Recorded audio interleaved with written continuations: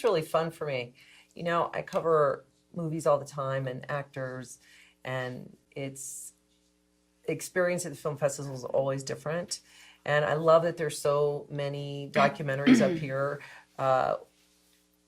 featuring women of all kinds of professions, and from, you know, there's one for Joe Jett, Jane Fonda, Gloria Allred was here, and now you're here. So it's awesome. I love this. Thanks for having me. This is a film that it basically has stuff from your whole life. What was it that made you always have a camera on you? I really wanted to film other people, but it's the offcuts, you know, I'd swing the camera around and then film a bit of what was going on in my own life. All of the stuff that I filmed as a filmmaker of other people, Steve's cut out because, you know, I wasn't really in the edit room. And that kind of ended up on the cutting room floor. And then what he used with things that I was so embarrassed about that I didn't really want anyone to see. That's my actual personal life. It took somebody like him to make it, because even if I made the film now, I wouldn't choose those things or to show people those aspects. It wasn't a conscious decision to document my life, you know.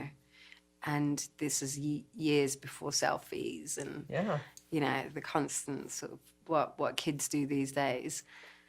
So, yeah, I think it was a mixture, like 50% of the tape is, I don't know what's on them, you know, and these are all the things that I'd never had any idea was on the tapes, you know.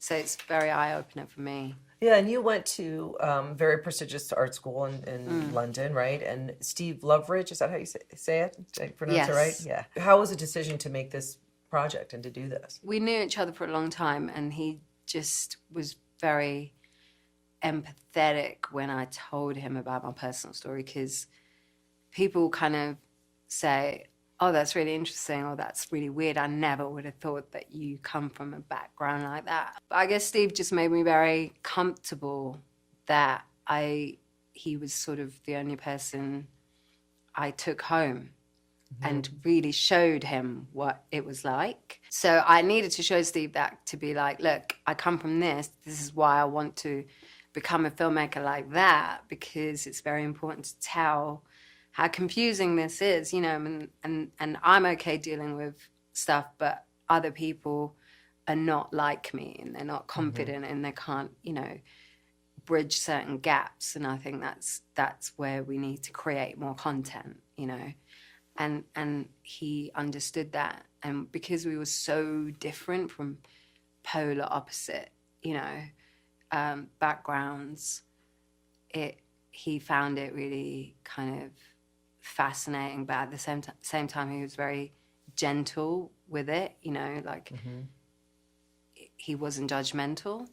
And so in the end, like, you know, when I handed the tapes over to him, it just felt like he'd get it, and he'd be like understanding about my music, you know, who I became as a musician. But I never knew he was going to cut the film that he just cut. I'm kind of annoyed that a lot of my music stuff is left out, you know, but that's what I really handed over to him first. And he slowly managed to get all the other tapes off me, but he dumped all the stuff that I thought was amazing. Is the stuff that I feel like as an artist that I worked really hard at. But he's like, people know that stuff, you know, and it's a bigger picture. And I think it took someone like him to do that. You know? How is it sitting in with an audience here?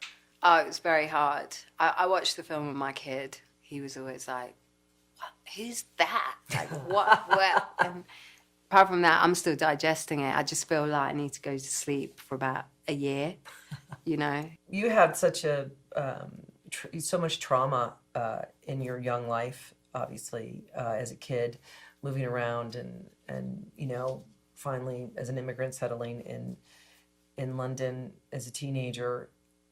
Did you always have this internal confidence? Did you always feel like you were destined for something bigger than your surroundings? Yes, when I was there. When I was in Sri Lanka, apparently, you know, I would always be like, I'm destined to survive, like, you know, and my mom always said that I was like, I'm too good to die right now, You know, I had that attitude. I came to music very late. I was 27. It never occurred to me that I was the thing. You know, I always thought I was the observer. People literally had to push me into it. Even my first gig was somebody pushing me through the door because I wouldn't go on stage. I thought my whole journey was just not dying in Sri Lanka and then surviving and being alive in England. And that was it. You know, and I was like, oh my God, this is such a luxury. Like, you don't understand. I have to go and share this and, you know, see if I can help other people. Everyone's kind of surprised in my family, and so am I. Really. You know, I'm still like that.